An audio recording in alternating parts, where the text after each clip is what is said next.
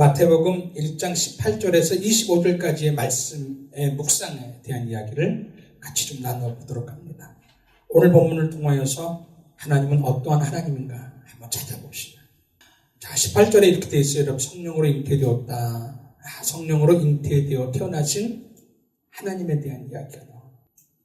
그러니까 이성으로 생각할 수 없고 이성으로 믿을 수 없고 생각적으로 도저히 가능할 수 없는 일들을 성령이라고 하는 그분을 통하여 잉태되어진 하나님에 대한 이야기를 나누고 있습니다. 자, 두 번째, 여러분 19절에 보면 요셉은 의로운 사람이다 이렇게 나오는 거예요. 요셉의 의로움을 이야기를 하는 것도 있지만 요셉의 의로움을 통하여 예수님의 의로움을 얘기하고 싶은 거예요. 아까 얘기했죠. 성경 전체에 흐르는 맥이 하나가 또 있는데 하나님의 의로움이 무엇인가를 그것을 요셉을 통하여 지금 이야기를 하는 거라 생각을 하면 좋을 것 같아요. 그래서 의로우신 하나님. 자, 세 번째 21절에 가보면 예수라고 하는 사람이 태어난대요. 근데 그 사람의 이름의 뜻을 쭉 보니까 그렇게 나와요. 자기 백성을 그들의 주에서 구원할. 그러니까 자기 백성을 그들의 주에서 구원하실 하나님에 대한 이야기가 나와요. 자, 네 번째 22절에 보면은 하나가 또 나오죠. 여러분, 주께서 선지자로 하신 말씀을 이루었다라고 한다. 그러니까 예언의 성취자로 오신 분. 그러니까 예수님은 메시아로 오신 분, 예언의 성취자로 오신 분. 왜 이런 이야기를 하냐?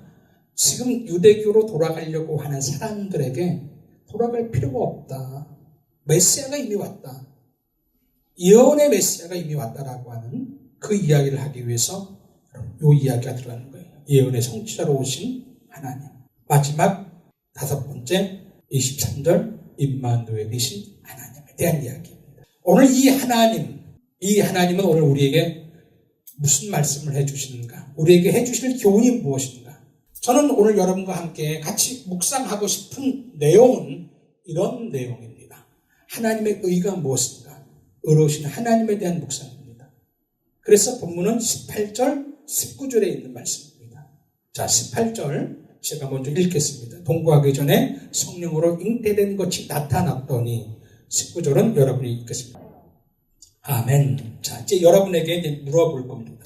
오늘 성경 19절은 남편 요셉은 의로운 사람이라 이렇게 표현했어요. 남편 요셉이 의로운 사람이라고 했는데 왜 남편 요셉은 의로운 사람인가? 왜 남편 요셉은 의로운 사람이라고 했는가? 여러분이 보기에 남편 요셉은 의로운 사람입니까? 여러분 보기에 진짜 남편 요셉은 의로운 사람 맞습니까? 인터넷상에서 의를 치면 의로움이 뭔지가 나와요. 인터넷상에서 나오는 의로움은 여러분 이렇게 되어 있어요. 예의 행위와 도리에 합당한 것 이렇게 얘기해요. 도리에 합당한 것, 바른 것, 옳은 것. 요셉이 한 행동이 도리에 합당한 것이 뭘까? 한 번쯤은 여러분들 우리 같이 생각을 해봐야 할 필요성이 있습니다. 자, 오늘 성경의 내용은 이거예요. 정혼한 아내가 자기와 동거하지 않았는데 임신을 했습니다. 어떻게 해야 할까요? 내 사랑하는 사람이에요. 나와 정혼을 했어요. 약혼을 했어요. 이제 결혼을 할 거예요, 여러분. 근데 그 사람이 나와 자지도 않았는데 그 사람이 임신을 해버렸어요.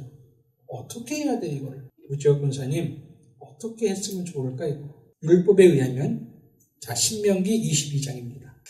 여자가 정혼을 하고 난 후에 부정하거나 임신을 하게 되어지면 처벌하는 규정이 있습니다.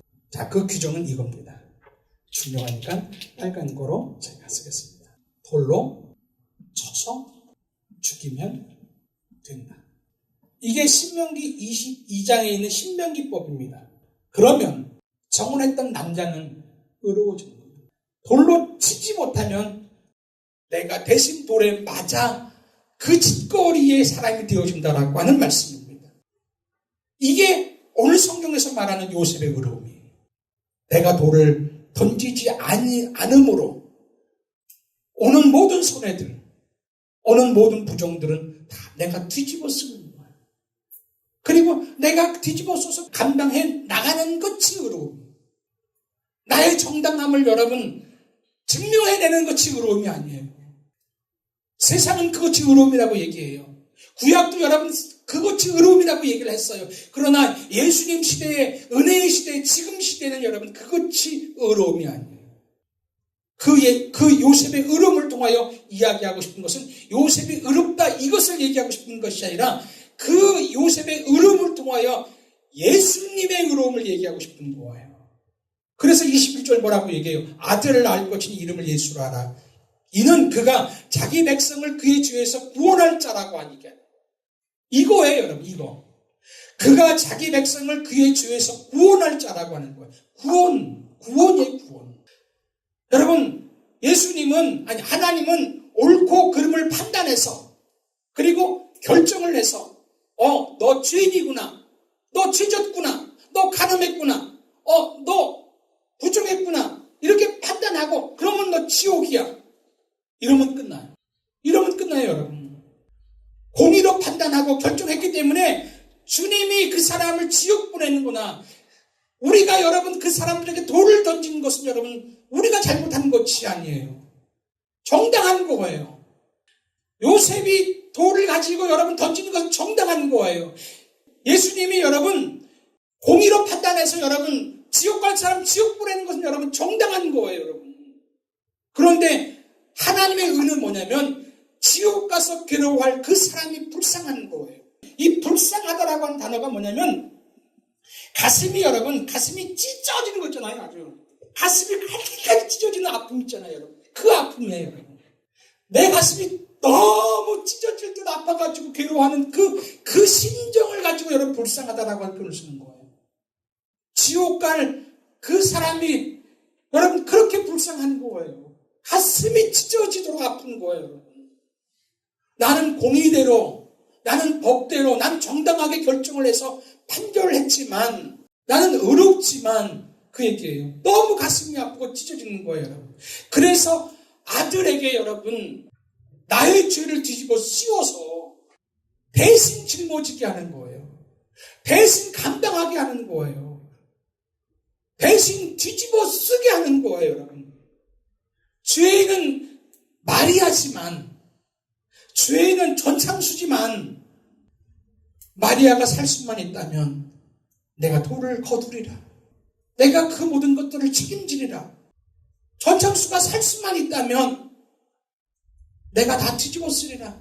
이것이 하나님의 의예요. 그래서 거기서부터 구원해냈다라고 하는 표현을 쓰는 거예요.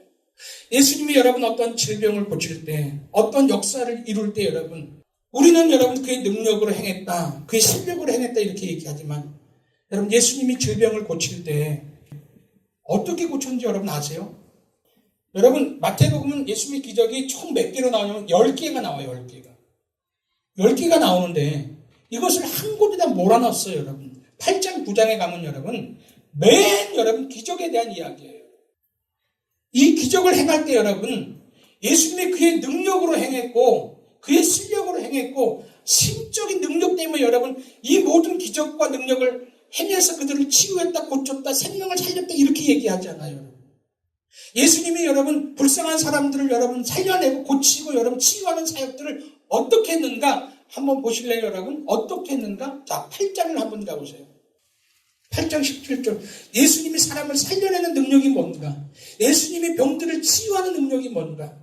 예수님이 여러분 연약한 사람들을 여러분 어떻게 했는가 보세요. 자, 8장 17절 한번 보세요. 줄을 치세요. 친히 뭐 했어요? 담당하시고 병을 짊어지셨어요, 여러분. 짊어졌어요. 짊어져서 해결하고요. 담당해서 해결해 나가는 거예요. 친히 담당하고 짊어져서 죄도 질병도 연약함도 불명예도 다 짊어져서 그걸 여러분 고치고 살려내는 거예요. 요셉이 마리아의 부정을 짊어지는 거예요. 감당하는 거예요, 여러분. 그래서 마리아를 살려내는 거예요. 이게 성경의 의예요. 예수님도 여러분 능력이 있어요. 실력이 있단 말이에요. 얼마든지 여러분 죽은 자도 살릴 수 있고요. 여러분 어떤 아픔도 어떤 질병도 고칠 수 있는 여러분 어떤 신적인 능력도 있는 분이에요. 그런데 주님은 그런 능력으로 하는 것이 아니라 짊어져서 여러분 보듬어서 품어서 살려낸 거예요. 이게 여러분 성경에서 말하는 예수님의 의라고 하는 거예요. 저는 교회 다닌 사람이에요. 여러분도 교회 다닌 사람 맞지요? 저는 예수 믿는 사람이에요. 여러분들도 예수 믿는 사람 맞지요? 여러분, 예수 믿는다라고 하는 것이 뭘까? 교회를 다닌다라고 하는 것이 뭘까? 한번 생각해 보셨는지요? 여러분, 예수를 믿고 교회를 다닌다라고 하는 것은 오늘 성경을 통하여 다시 한번 정의를 해본다면은 예수를 믿음으로 말미암아서 더 많은 축복을 받는 것, 이 땅에서 여러분 더 많은 것들을 소유하고 여러분 얻어서 즐겁게 사는 것, 물론 그것도 맞을 거라고 생각이 되어져요. 그러나 그것보다 더 중요한 것이 있다면 예수님의 의를 본받아서 남 살리는 기쁨으로 살아가는 거예요. 남 살리는 것으로 살아가는 것이 아니라 남 살리는 기쁨이에요. 남 살리는 기쁨. 남 살리는 거에도 기쁨이 있다라고 하는 거예요. 돈 많이 버는 거에만 기쁨이 있는 게 아니라 여러분 죽어가는 사람을 살리는데 그 내 헌신과 내 수고가 들어갈 때 여러분 그 안에 기쁨이 있는데 그 기쁨은 여러분 내가 돈을 더 많이 버는 기쁨보다 더 크다라고 하는 이야기를 하는 거예요. 내가 너에게 돈을 주어서 풍성하게 되어지는 기쁨보다는 너와 십자가의 길을 걸어가서 그 안에서 느끼는 그 기쁨이 더 크다라는 이야기를 하는 거예요. 우리는 너무, 저도 마찬가지예요. 수준 낮은 기쁨, 수준 낮은 행복을 늘 추구하는 거예요. 왜? 이거는 세상 어떤 가치들을 얻어서는, 물론 이것도 하나님 주실 거예요. 그러나 남 살리는 기쁨은요, 수준 있는 기쁨이고요. 이게 예수를 믿는 이유고요. 교회를 다니는 거예요, 이게. 용서하는 기쁨, 남 이해해주는 기쁨, 섬기는 기쁨, 남 품어주는 기쁨 있잖아요. 정확하게 따져서 나는 정의롭고 넌 부정하다 이게 아니라 나는 잘했고 넌 잘못했다 이걸 따지는 게 아니라 그거를 따진 후에 너가 잘못했구나. 그러면 그 사람을 어쨌든 여러분 이해해주고 보듬어내는 그거 있잖아요. 그 기쁨으로 사는 것이 예수를 믿는 것이고 교회를 다니는 삶이에요. 이 기쁨과 이 행복을 한 번이라도 우리가 살아가는 이 세상 속에서 맛보고 살아야 되지 않겠냐 그런 얘기예요. 세상적으로 많이 가지지 못해도 세상적으로 많이 천한 것 같아도 예수님이 나에게 있음으로 말미암아서 그것이 가장 큰 거예요. 여러분. 그렇기 때문에 마태는 2장에서 2장 6절인가요? 2장 6절에서 여러분 그렇게 얘기해요. 여러분 2장 6절을 보세요. 베들레헴 가지고 뭐라 그러세요? 가장 작지 아니하냐 그렇게 얘기해요. 여러분 너는 작지 않다라고 한 얘기를 하는 거예요. 모든 마을 가운데 가장 천하고 가장 비천하고 가장 작은 도시가 베들레헴이에요. 근데 작지 않대요. 왜? 그곳에 누가 왔기 때문에? 예수님이 왔기 때문에. 지난주 설교하고 똑같지요. 작지 않아요. 작지 않아요, 우리는 여러분. 작지 않아요. 저는 이 단어가 너무 좋았어요. 작을지라도 작지만 작지 않아요. 초라하지만 초라하지 않아요. 여러분. 세상적으로 보면 초라하고 세상적으로 보면 작아요, 여러분. 그래서 미가서에서 미가도 여러분 너가 참 작구나 이렇게 얘기를 해요. 그러나 마태는 작지 않다 그렇게 얘기해요. 여러분 새한빛교회 작지 않고요. 여러분 작지 않아요. 여러분 건강이 이렇다고요? 여러분 돈 많이 못 번다고요? 여러분 뭐가 그렇다고요? 학력이 그렇다고요? 집이 그렇다고요? 자동차가 그렇다고요? 여러분 작지 않아요. 왜? 여러분 안에 누가 있으니까? 메시아가 있잖아요. 메시아가. 이거를 여러분 놓치니까 예수 그리스도를 여러분 마음속에서 놓치니까 나는 늘 초라한 것 같고 늘 작은 것 같고 늘 보잘것없는 것 같고 늘 그렇게 지질이 궁상 같고 그런 거예요. 여러분. 내 안에 예수 그리스도가 있는데 빛이 만물을 창조하신 하나님이 있는데 내가 왜 작아요? 작지 않아요. 내가 왜 건강을 잃었다고 생각해요? 우리는 건강을 잃은 게 아니에요. 오늘 그 얘기를 하는 거예요. 내 안에 예수 그리스도의 의가 흐르고 있는 거예요. 여러분 생각해 보세요. 과연 내 안에 예수 그리스도의 의가 있는가? 아니면 아직도 나는 세상의 의를 가지고 예수를 믿고 있는가? 이 시간에 조용히 오늘 말씀을 묵상해 보면서